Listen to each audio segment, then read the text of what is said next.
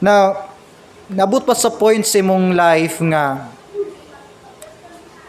nag-struggle ka sa isa ka area sa imong life na kay attitude nga gustong bag-uhon pero diha dayon mabag-o. Gusto ba kang mo-grow sa imong spiritual walk? And then na isa ka area nga nagadisturbo nimo sa iyong pag-grow, and then gina-fight nimo nga unta mapugnan ni siya kay gusto ka mo-grow. It seems nga kusog kayong puwersa nga dili ka kapildi ni ana nga enemy. Nabay desire imong heart nga mo serve sa Ginoo faithfully. Pero on the other side kay balo ka nga naay isa ka weakness imong life, imong attitude, imong character nga mo'y mupugong sa gusto niyong buhaton para sa Ginoo. Gusto ba kabiyaan ang usa ka bisyo? Pero diha dayon mabiyaan. Lisod kaayo ang puwersa. Now kana sa igsuon isa na ka example sa spiritual battle. Ang life nato mo atong spiritual arena, behind the scene. Gawas sa imong mga problems everyday, na ay spiritual battle na hitabo sa atong inner life nga dili ta aware siguro ug gusto nako mahimong aware ta nining buntaga. It is a battle. If there is no war inside in you, if you're a Christian, it is a problem. Problema kung di ka kaditik og problems imong inner life, wala gani battle na hitabo diha. Wala mo ingon serve sa Ginoo and then ayaw og serve. Kaya kung isa lang ka voice ang naa diha sa imong heart, ayaw serve, ayaw pangalagad, walay love sa pag-serve. Kung kana lang isa, it means naalay isa ka nature og naghari sa imong life. Kaya once you become a Christian, nanay duha ka force ang nag-away sa imong spiritual life. Ang iyas Ginoo o ang iya pas kaaway. Ug unya sabta nato kinsa na sila. And yes, sa atong spiritual life, sa atong spiritual growth, naay mga butang nga gusto natong ma-achieve para sa church, sa Ginoo, sa ministry, sa family, relationships, career, sa atong life, daghan. Pero if dili ta kay balo mo daog, mupildi sa mga spiritual forces sa atong spiritual life, dili gid nato makita ang potential sa pagkaanak sa Dios. Ang Kristohanong kinabuhi na puno og mga promises. Daghang kay promise ang Ginoo nato. So, I don't know pila ka percentage ang imong na-experience nato nga mga promises.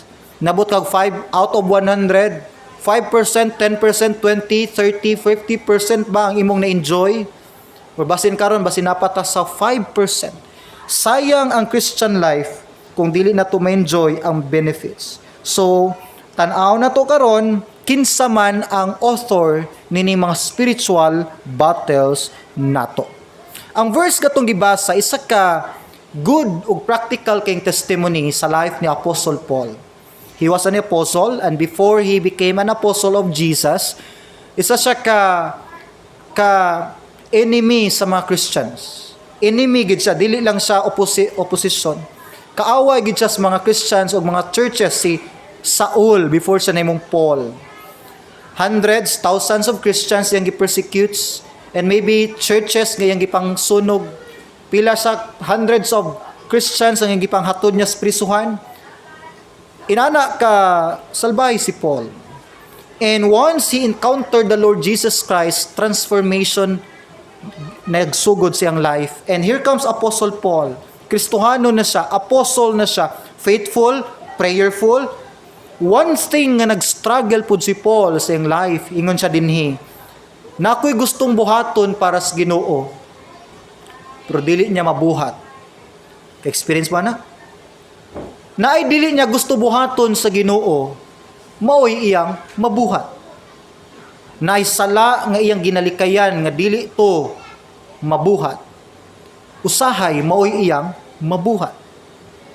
E naay gusto niyang buhaton para sa Ginoo, kay malipay gid ang Ginoo, promise niya na dili no niya mabuhat. Kay experience ba mo ana? isa na ka example sa spiritual battle. Ligon king puwersa. You know what? In the Bible, sa Old Testament and New Testament, there are a lot of Bible characters nga nag-struggle silang mga weaknesses. We all have our weaknesses. Nagite kaluyahon. Nay aspect sa imong life nga weak ug huyang yun ka. Kaya kung wala kay weaknesses, Dios na ka. Bisan tog Kristohanon ta, even ang mga mature, ingon si Paul, pagbantay, basin sa imong kahamtong, tuon na ka nga, di na ka mathagba. Basin ikaw ang unang madown. Daghan tag weaknesses. In fact, si Satan, ang iyang target, ang weakest part sa imuhang life. So it is important for us to determine which aspects sa imong life weak ka. Kay balo ba ka sa imong weakness? Basin, nag-focus lang ta sa gusto na itong ma-achieve. Lord, muna akong gusto ma-achieve. You need to consider also that there are certain aspects sa imong life nga weak gyud ka ug mo to'y ginatira ni Satan. For example, there are a lot of Christians nga ilang weakness is money, kwarta. Nasa kwarta, dali mausab ang heart. Nauban, ang ilang weakness, ang fleshly pleasure. Kaibog sa unod. Lust of the flesh, lust of the eyes, pride of life. Nauban, gusto nilang power, influence. Gusto nilang maila sila. Gusto nilang nga musikat sila. You know what? Secular people, moingon sila nga achieve og daghang butang. Dapat imong name mabutang sa billboard, mabutang ka sa pinaka-top. Kay nindot na siya nga kanabang quality sa imong life. Achievement na basta maninguha ka nga ikay mutap aron sikat ka. Paminawon siya murag something positive nga part sa imong life. Mura siya good factor. But you know what? That is pride. Actually dili na siya kanabang strength sa imong spiritual life. Isa na ka weak point sa imong life. Mag-desire na kang ikay mulabaw sa tanan, nag-aim na kag power. Walay problema mo achieve mo excel. It's part of the game of life. Pero kung uhaw ka sa kadaugan, gusto gyud ikaw musikat, bantay ta kay that is a manifestation of pride. And you know what? Isa na ka weakness. Weakness na actually. Pero di ta kabantay kay mga nagtuo man ta nga kung ma-achieve na to na mutaas ta, pero actually the more kasig maningkamot mutaas para musikat ka, the more nimo ginalawg imong weakest part didto kang Satan. Do not feed your pride. Humility ang secret sa promotion. Uban pa, words. Dagan nato atong weakness, atong mga words, atong mga emotions, atong mga habits, wrong habits, daghan gid tag weaknesses. Sa Bible, si David, isa sa major weakness ni David, ang iyang fleshly pleasure. And daghan mag-mistakes po si David, pero ang pinaka-common ni David, ang adultery. Tungod sa adultery, naka-murder si David secretly. Pero tanawa kini mga tawhana, dakog contribution sa Word of God. Peter, ambak tas New Testament. Unsay weakness ni Peter? Impulsive si Peter. Kuan siya kung sa personality type, kuan siya sanguine. Karabang walay hunahuna. Sige, ako gusto ko Ginoo. Nya di niya kaya. Walay hunahuna ba? Gusto niya diha dayon si Peter. Muna nga dali kanya na deny ang Ginoo bag ula sa ni promise hours lang nilabay iya ding gideny ang Ginoo. Moses, isa sa problem no Moses, wala siya self-confidence. Daghan nato dinhi nana, di ba? Wala self-confidence. Si Moses inana pod. Ingon ang Ginoo, Moses balik sa Egypt, i-lead akong ang Israelites. Lord, maulaw ko. Lord, wala ko'y talent. Lord, na ako'y sala dito. Lord, dili ko kabalo manulti. Lord, Lord, busy ko. Muna'y statement ni Moses. Munang daghan tag Moses diri sa church. Inana usually ang atong excuses. Si Paul, iyang weakness, iyang past bad memories. Nag-struggle po si Paul sa pag-start ng ministry. Kay hundreds of Christians yung gipang persecute. Pagka Christian na siya, medyo maulaw siya sa iyang background. Sa una, siya ay enemy sa mga Christians, karon siya na ang dapig sa mga Christians. You know, ang weaknesses nato, normal na sa atong Christian life. Pero, kung kana nga weaknesses nimo, imo na siyang gipuy-an, ug mo na nay makapalayo nimo sa Dios, dili na normal. Normal nga nay weaknesses, which means tao lang gyud ta. Pero dili normal kung magpabilin ka diha ug makapalayo nimo na sa Ginoo. Nasabtan. Diin pa man kinahanglan nato i-fight ang atong mga weaknesses. Kay nganong hanto dili nato masabtan nga ang Christian life di ay pakig-away gid ni. It's not about reaching your dreams. Gusto ka i-bless ka sa Ginoo, managhan imong assets, munindot imong career, imong life. That's not Christian life all about. Christian life is a spiritual warfare. Pakig-away gyud ang Kristohanong kinabuhi. Behind the scene, ang imong kalaban di man ang naong sa imong silingan, dili man ang tao nga nasa imong kilid. Si Satan gyud ang author sa tanan. Now, unsa may purpose sa atong weaknesses? Yes, para number 1, para ma-remind ta sa atong sinful nature. Sinful nature, I'm referring to kanabang kinatibuk-an nga mga tao. Tanang tao naagid tay sinful nature. Okay? Para labi na sa mga unbelievers, ang sinful nature nakuha nato ni gikan pang Adam ug ni Eve. Sila mo'y nagsugod ani.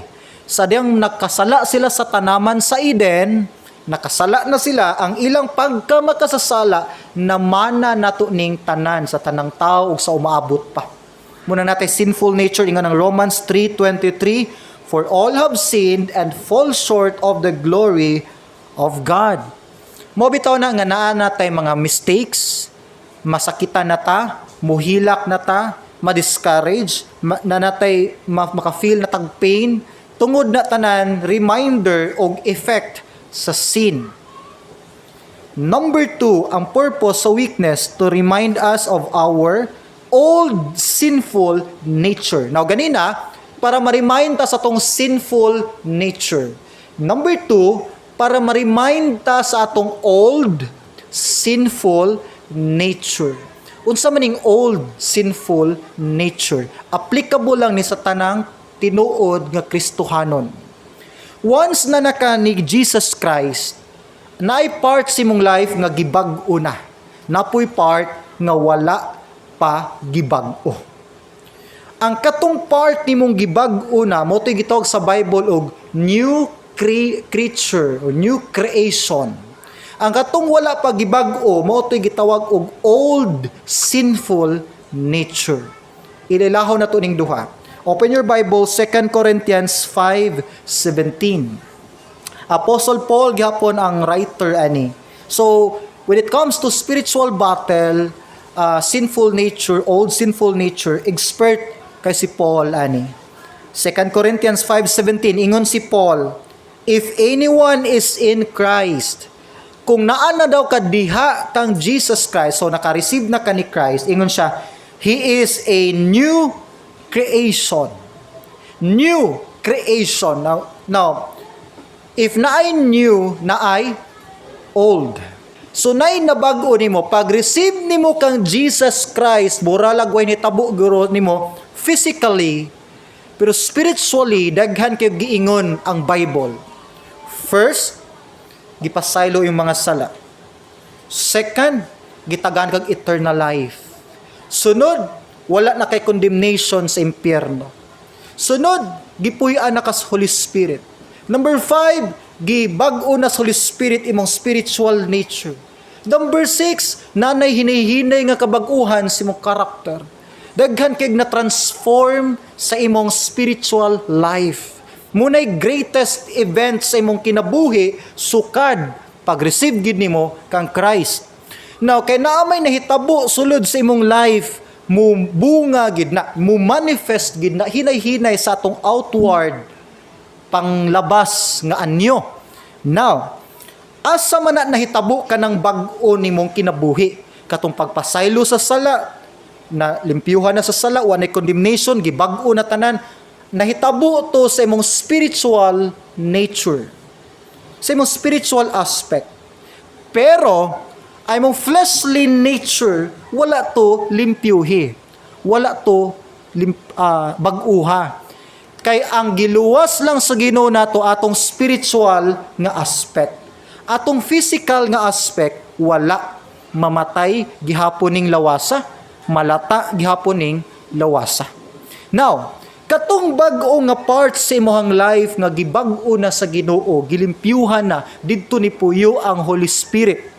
Mauna, kay gipuy-an na ka sa Holy Spirit, mo na ingon si Paul, maotoy bag-o nang binuhat nimo. Nasabtan? Naay part sa imong life nga nabag-o na gyud katong imong spiritual life. Di lang ako i-specific, generalize na ako. Pero napoy part sa imong life nga wala pa gibag-o kining atong unod. Gitawag ni Paul og fleshly nature. Now, kanang bag-o na nga part sa imong life, mo na magtinguha na og mga butang nga iyas Ginoo. Muingon na siya, adto tag simbahan. Muampo ta. Attend tag choir, practice ta, mo serve ta sa Ginoo, mo hatag ta, mo support ta. Ang imong fleshly nature pod mao nay mangita og sala. Wa mo kabantay ang kasagarang target ni Satan pagkuha sa atong atensyon para makasala, kasagaran demand sa flesh. Mata, baba, pagkaon, pleasure, halos tanan demand sa atong flesh. Nganong diha sig atake si Satan kay mao manay gipangita sa atong lawas. Nasabdan? Ang atong fleshly nature gitawag ni siya old sinful nature. Gitawag siya old kay wa man ni bag-o. Ang new gibag-o na. Di na ka-atraka si Satan didto. Di na mawala atong relationship kang Christ. Di na ta mawala sa kamot sa Dios. Pero ang imong flesh, ang imong unod magsige nagpangita og more. Kana bitong kaon pa more, suroy pa more, inom pa more. Kana sa manifestation na sa tong body, ang body na to magsigi ginig pangitag more. Di ba? So ang gina-target ni Satan ang imong flesh, tanang kaibog sa unod, targito na ni Satan. Diha siya sig pangatake nato. Maibog atong mata, ma-offend atong nadungog, makakaon tag di mao, mo feel tag dili mao, inana ang demand sa atong body. So, ang ato ading weaknesses nag-remind nato na nga naa patay old sinful nature. Dapat nato nang i-conquer. Now, number 3, to rely on God's strength. Natay weaknesses para diha ta mo paduol o musalig sa kusog sa atong Ginoo. Na, kinsay ka-try din na discourage. Kita siguro tanan. Na part sa imong life nga say murag ma-discourage na ka mo simba. Discourage na ka mo support sa church. Ma-discourage na ka mo dala sa imong family sa Ginoo. Discourage sa kasig inampo nila kay murag walay epekto. Na-discourage sa kamo ampo para sa imong spiritual growth kay murag wala may nahitabo. No kana tanan nag-remind na siya nga kinahanglan ka mo paduol noon sa Ginoo.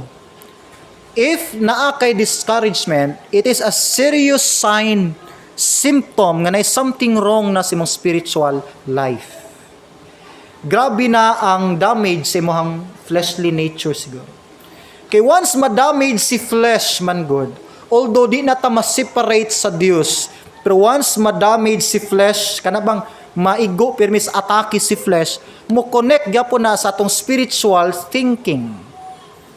Mo na maapektuhan atong prayer life, Bible reading, pag-adtog church, Kay connected man gihapon na somehow ang atong old sinful nature ug new sinful nature nagkuyog man gihapon na sila. Kining nakita ninyo karon nako ang ako maning combination sa flesh ug sa spiritual nature. So kung si flesh ang imong ginalawgan og maayo, yes, mo down gid imong spiritual life. Pero kung si spiritual life imong gina-feed og maayo sa word of God, butang para sa Dios, ma-down pod si flesh. So if ma-feel nimo nga spiritual kay ka, dasig kay ka, positive kay ka, ganahan kay ka mo serve sa Ginoo, happy kay mo Christian life, it means healthy og tambok kay ka spiritually. Siguro kag basa sa yung Bible, si kag attend sa mga activities. Pero kung ma-feel nimo gani nga wa nay lami ang pagsimba, wa nay lami ang pagampo, di na taganahan mo attend og choir, di na taganahan mo attend og youth activities, di na taganahan mo support sa buluhaton, isa na ka serious kay na siya nga sign. It means nga kusog king feeding sa imong flesh. Gi-occupy na halos ni Satan ang imong fleshly influence o imong spiritual life down na kayo sa tanan. Once ma-down na ta spiritually, diha na tamak-tamakan sa yawa ang imong Kristohanong kinabuhi. Gubaon niya imong testimony. Gubaon niya halos tanan nga pwede niya maguba. Di man siya katira sa atong spiritual, ang flesh atong gubaon kay kabalo siya maka-damage gihapon ni sa atong imahe, sa atong testimonyo ug sa atong pag-serve sa Ginoo.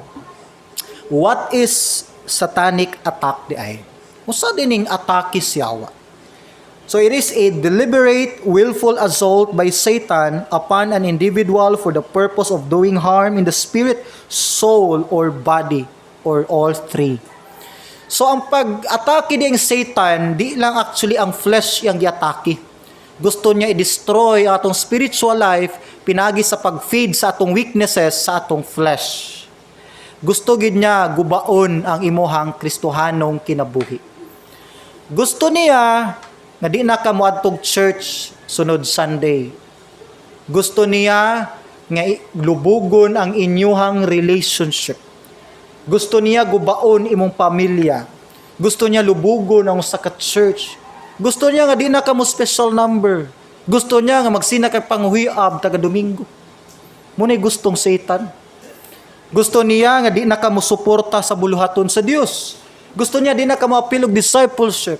Gusto niya mawala na imong joy sa fellowship sa church. Now, if mawala ng joy sa fellowship sa church, nanay laing nag-occupy sa imong joy.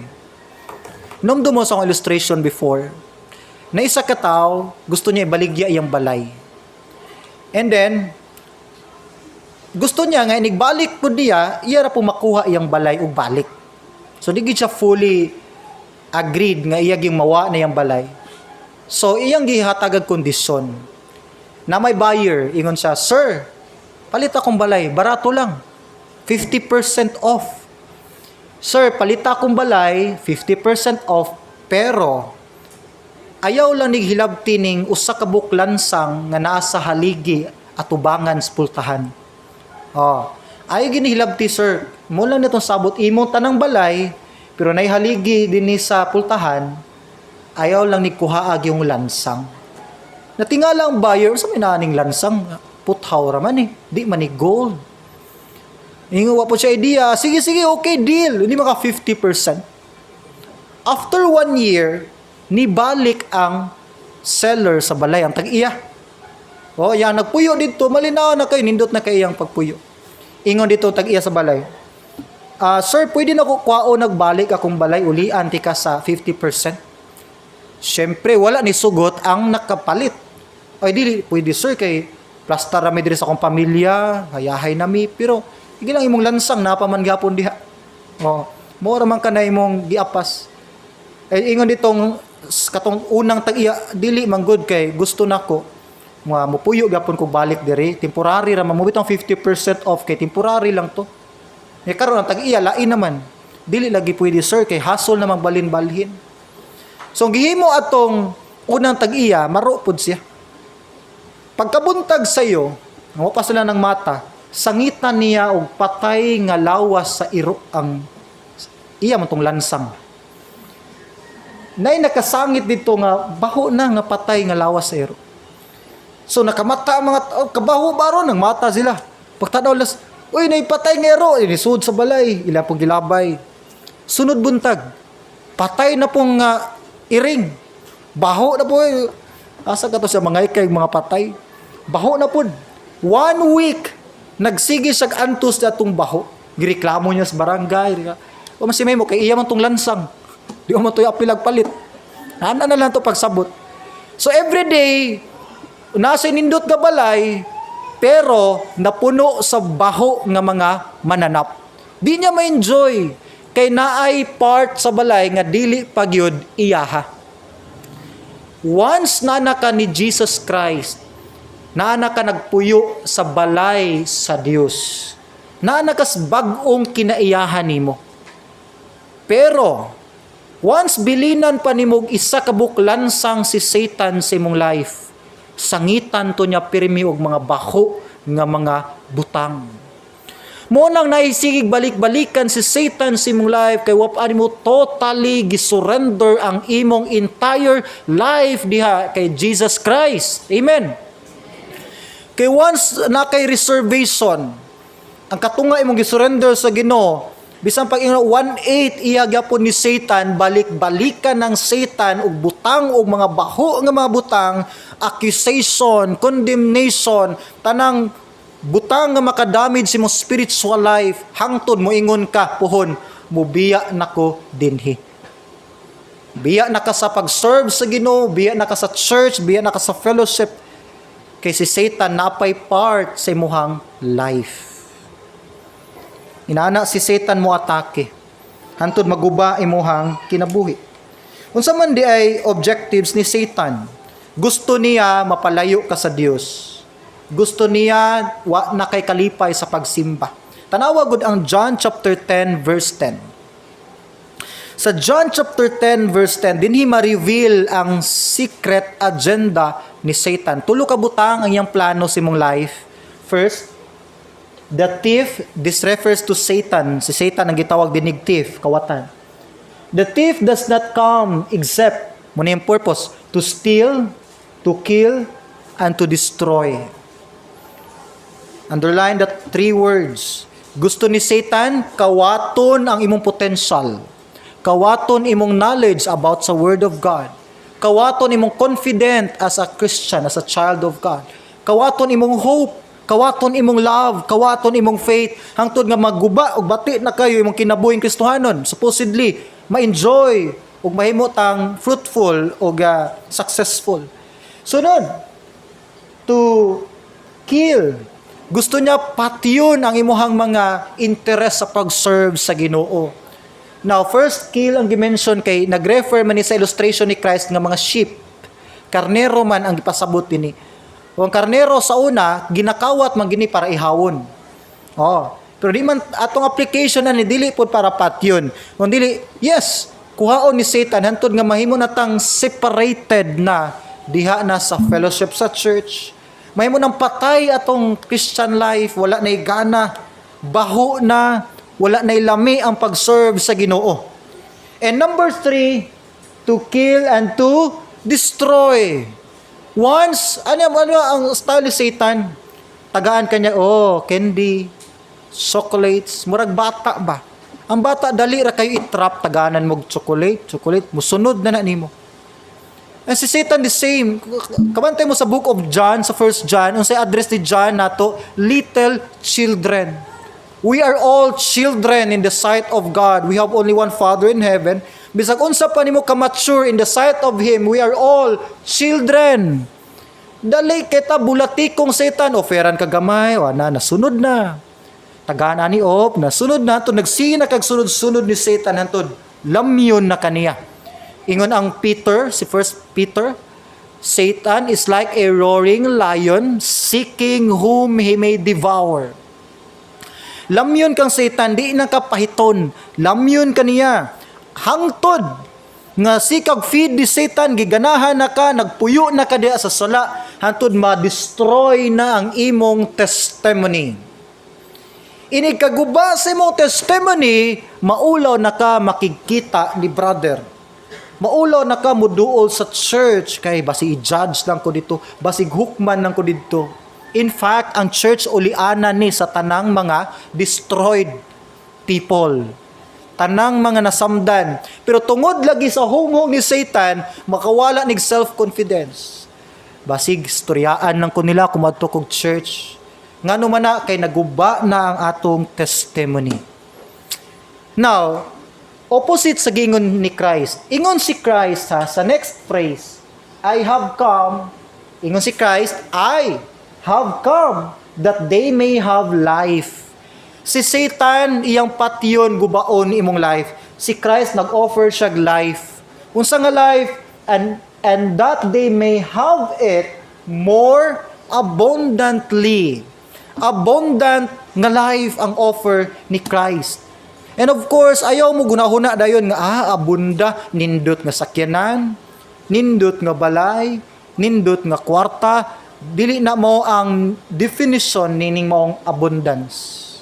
Yes, si Christ mo provide, ana, pero ang abundance, gi-refer din is, abundance ka sa mga spiritual things. Og muna'y pinaka-importanting mga butang. Og muna'y gusto sa Ginoo nga kinabuhi sa tanang Kristohanon, abundant, malipayon.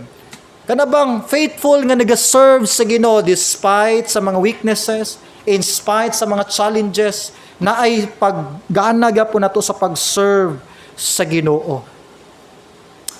Naitulo ka strategies si Satan. Tulo ka letter D.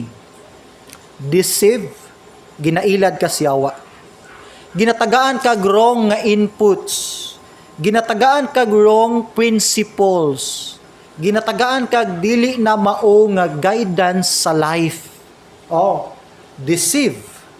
And lahi si Satan mo deceive, murag tinuod ang iyang ihatag. Pero 1% adto error.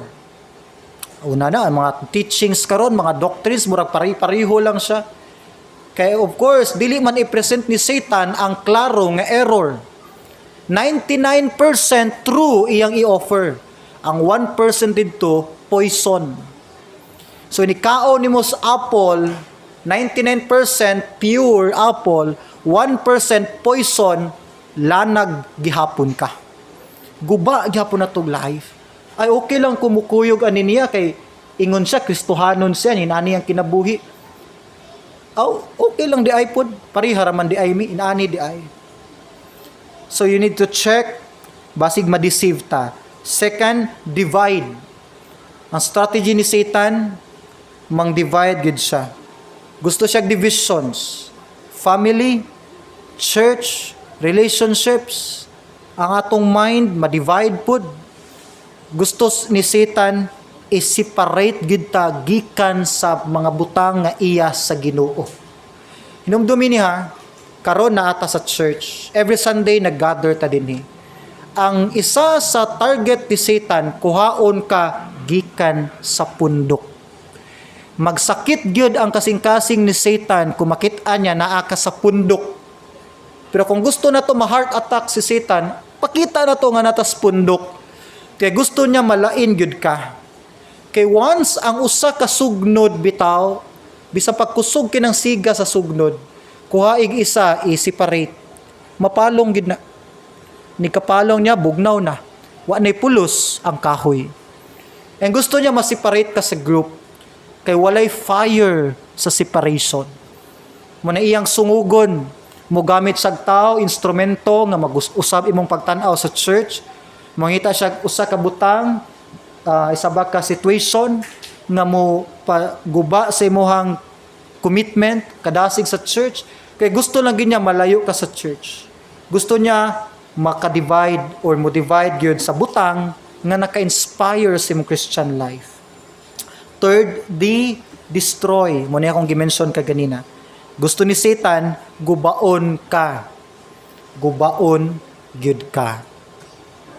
You know si Judas, guba man si Judas. Ingnon na nato si Judas wala nakadawat ni Christ. Wala lang nakahulat si Judas.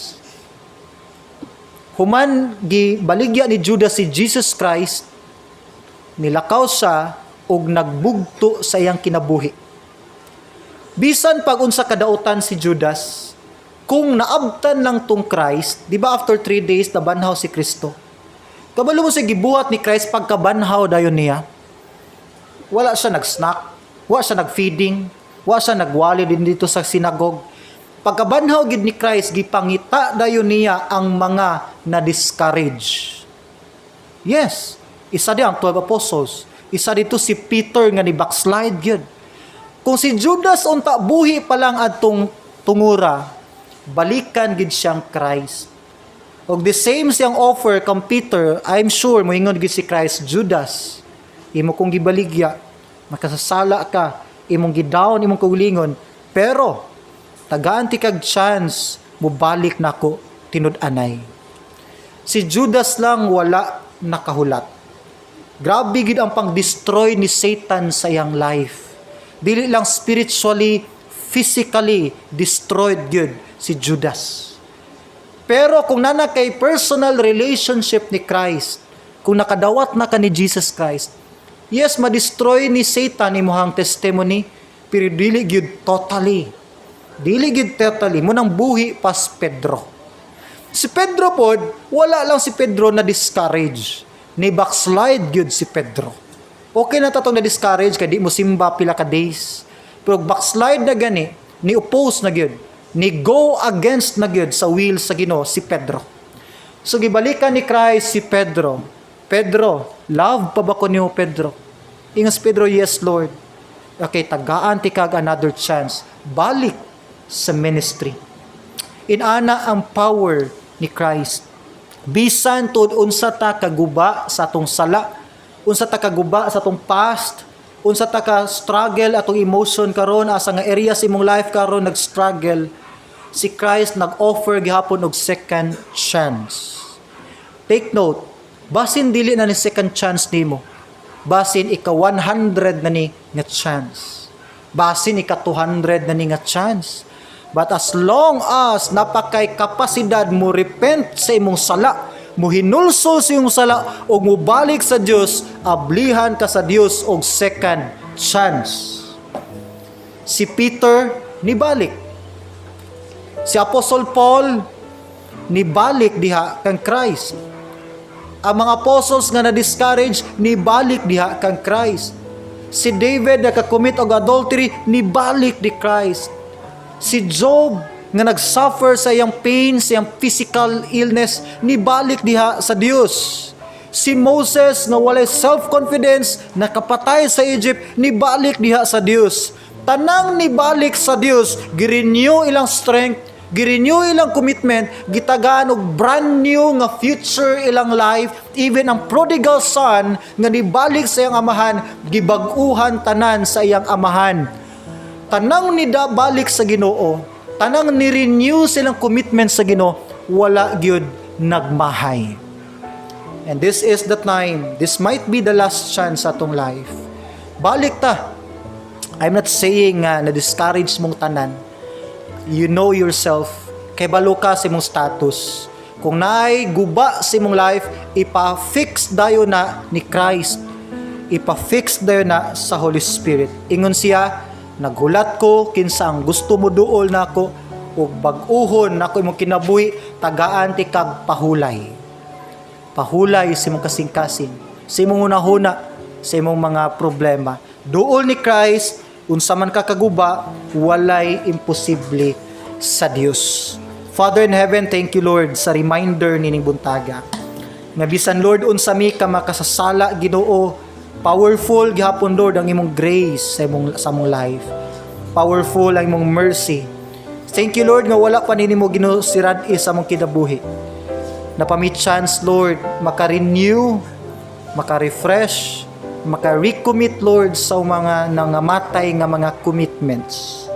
Tabangi mi amahan nga kini nga Kristohanong kinabuhi, dili unta Lord totally maguba sa kaaway. Napauntay mahabilin Lord nga gamay nga kusog ug makabalik mi Lord sa pag-serve diha nimo. And then Lord, nasayod mi after niya ng tanan, ikaw mag-restore, ikaw magbalik sa tanang nangaguba, mag-uli sa tanang nangawala, mag-ayo Lord sa tanang nangasamad sa among kinabuhi. Thank you Amahan. Thank you sa imong Holy Spirit. Thank you sa imong anak na si Jesus Christ. All these things we ask in Jesus' name. Amen and amen.